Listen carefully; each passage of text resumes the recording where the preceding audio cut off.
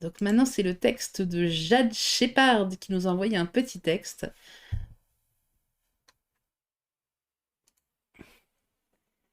Stella marchait d'un pas pressé dans le sous-bois.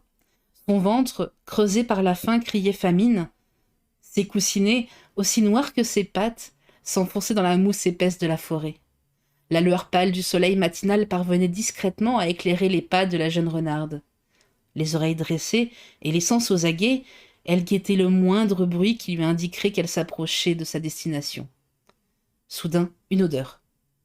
Ah, elle la connaissait bien, lui chatouilla la truffe, et elle ne tarda pas à arriver à l'orée du bois.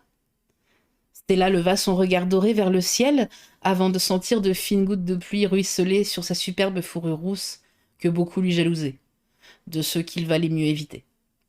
Elle ferma les yeux, sentit ses muscles se détendre et la fatigue quitter son corps.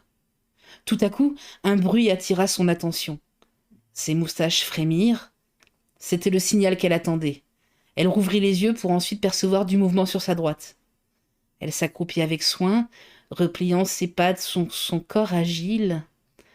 Cette pluie tombe vraiment à pic. Elle masquera mon odeur, pensa Stella. La jeune femelle avança à pas de loup pour s'approcher de sa proie.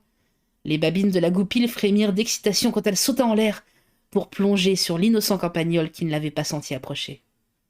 Bientôt, la vie quitta le petit corps et Stella l'avala rapidement pour calmer les protestations de son estomac.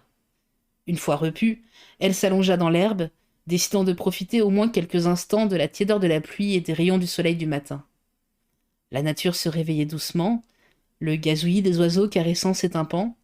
Elle s'étira, prête à reprendre le chemin de sa tanière quand un arc-en-ciel apparut, la coupant dans son élan. Comme tous les membres de son espèce, elle ne voyait pas vraiment les nuances de rouge, mais ce phénomène naturel l'avait toujours envoûtée. Captivée, elle sursauta quand un oiseau prit son envol à proximité. La pluie s'était légèrement accentuée. Stella frissonna et reprit sa route, repue, du moins pour quelques heures. Tandis qu'elle trottinait pour rejoindre son terrier, elle sut que la pensée de ce doux matin resterait un souvenir cher à son cœur. Ce dernier se gonfla de joie à l'idée de les compter à ses chers petits, blottis contre le flanc de son compagnon.